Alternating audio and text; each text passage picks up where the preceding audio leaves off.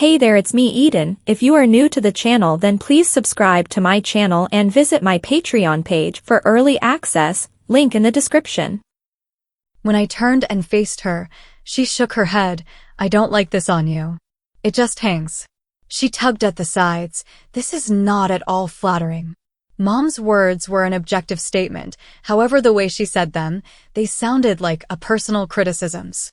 I turned toward the mirror. I don't know. I think it looks good. I did not really care about the jumper. I just wanted to disagree with her and end the shopping experience. You're not wearing that to school. She laid down the law. I turned around to argue. However, before I could, I saw Kevin. He saw me. Hey, Lynn. Hi, Mrs. Troy. Kevin stopped outside our dressing room. He was holding the same jumper, but in pink. He was holding a cream-colored top with pink trim. Hi, I was shocked and surprised to see him. Mom turned around. Hi, Kevin. Kevin, who are you talking to? Mrs. Harris asked. We don't have much time. I could hear her walking towards Kevin as she spoke. Lynn and Mrs. Troy, Kevin stated. Kevin and I have been best friends since kindergarten. Our families have been friends for years. Mrs. Harris was our Cub Scout den leader. My dad coached us in youth basketball. I never understood why our moms were friends. Mom is always serious and thinking about our future. Mrs. Harris is easygoing and only thinks about the moment. Mom likes things neat and organized. Mrs. Harris has a relaxed attitude about cleaning. However, when the two get together, they talk for hours. Mrs. Harris appeared at the door. Hi. She appeared truly glad to see us. Hi. Mom was happy for the company. So mine wasn't the only one who waited to the last minute, Mrs. Harris stated, rolling her eyes. That look, that states, what are we going to do with these boys? I know. I could have bopped Lynn, Mom added. Oh, I see Lynn is going to wear a bra.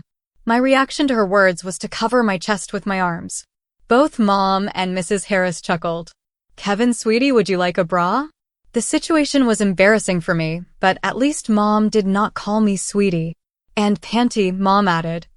I could tell she was enjoying my humiliation. Both laughed. Kevin and I looked down at the floor. Moms have a knack for embarrassing their sons. Where did you get the bra? Mrs. Harris asked. There is a table near the back. Mom motioned. They're on sale. 2 for 1. Kevin, sweetie, is there a special color you would like? Pink is nice. He didn't hesitate. I looked to see their reaction. I do not think they were expecting an answer. Neither Mom laughed. Mrs. Harris looked at Mom bewildered. She then shrugged her shoulders. I looked at Kevin, thinking, are you serious? He looked at me with a devious smile. I thought, way to go, Kevin. That shut them up. Mrs. Harris went to pick out Kevin's lingerie. Mom turned to me. Get out of that, we'll have to find something else. Mom then stepped out of the changing room. Before shutting the door, she told me, leave your bra and panty on. I took the jumper off and put my pants and t-shirt on. My clothes felt different. They felt bigger and baggy. I left my shoes off. I stepped out of the changing room and looked around. I was self-conscious. Mom had walked away. I slowly walked to the entrance of the changing room area and looked for her. I did not want to step out into the open. Lynn, here, Mom waved to me. I walked to the rack, kind of using the jumper to hide behind. Cynthia came up to me. I'll take that for you. I handed her the jumper. She stood there. Mom was looking at skirts. Cynthia looked at me and smiled. Then she gave her attention to Mom. That is a great skirt, she told Mom, and very popular with the girls his age. Mom pulled the gray skirt from the rack. It had a flat panel with a pleated skirt. It also had a faint red and light gray diamond pattern stitched into it, like an argyle pattern. Cynthia was right, that was a popular skirt with the girls in school. Mom held it up to my waist. We have an off-red T-top that goes great with that, Cynthia told Mom. She then stepped away and returned with the top. Oh, that is pretty, Mom stated. She then held the skirt and top up to me. I like this. What do you think, Lynn? We have a wide red belt with a matching purse that also goes very well with the outfit. Cynthia was selling. I wanted to stop her. The clothes were for one day, but I could see Mom was in her element. She was buying clothes. I don't think anything gave Mom pleasure like shopping for clothes. Let me see, Mom told Cynthia. She then looked at me again. What do you think, Lynn? Is this not pretty? I just love the top. She pulled the outfit away and held it to her so I could look at it.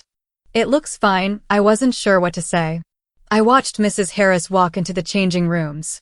I wished Kevin were with me. Participating in cross-dressing day was his idea. What do you think? Cynthia returned with the purse and belt. Now these aren't 2 for 1, but the hose are. Cynthia also had a pair of red pantyhose that matched the top. Let's try this on, Mom said, ushering me along. She was excited about the outfit. As we walked into the changing room, I saw Kevin stepping out. Seeing him in the pink jumper lifted my spirits. Mrs. Harris was saying the same thing to Kevin that Mom said to me. Mom followed me into my little room. What are you doing? It will go quicker if I help you. She stood holding all the clothes. Mom, I'm not changing in front of you. Don't be a baby. She was trying to push her wool over me. I was not going to let her. We stood looking at each other, both being stubborn. I'll close my eyes while you put your skirt on, she conceded. Okay, I compromised. I took my t-shirt off and pulled the top on. Like the bra, it was very soft. Mom had her eyes closed and her head tilted up. I dropped my pants. I took the skirt from her but could not figure out how to take it off the hanger. It was clipped on. Is it okay to open my eyes? I knew Mom was wondering what was taking so long. I can't get the skirt off the hanger. As soon as I started talking, she looked down at me. She took the skirt out of my hand. Before I could protest, she had the skirt free and was handing it back to me. She made me feel like a helpless little boy. First sit down and put your pantyhose on. Mom handed me the pantyhose and took the skirt back. I started to slip them on as if they were pants. Mom shook her head. Stop, stop, you will ruin them. She took the stockings out of my hand. You scrunch them up, like so. She showed me. Then you stick your foot in and slowly pull them up. Almost like unrolling them up your leg. I did as she instructed. I started telling myself, it is a lot easier being a boy. As I got near the top, I stood and pulled them on. Mom gave me the skirt back. I stepped into the skirt. She hung the empty hangers on the hook. The skirt was not as soft as the other fabrics, but it slid over the pantyhose. Mom could see that I was not sure how to wear the skirt. Let me help. Turn around. She motioned with her finger. I did as she asked. She turned the skirt so the zipper was in the back. She held the skirt and slowly pulled the zipper up. Suck your stomach in, I did as she requested. The skirt was tight around my stomach. I looked at my reflection.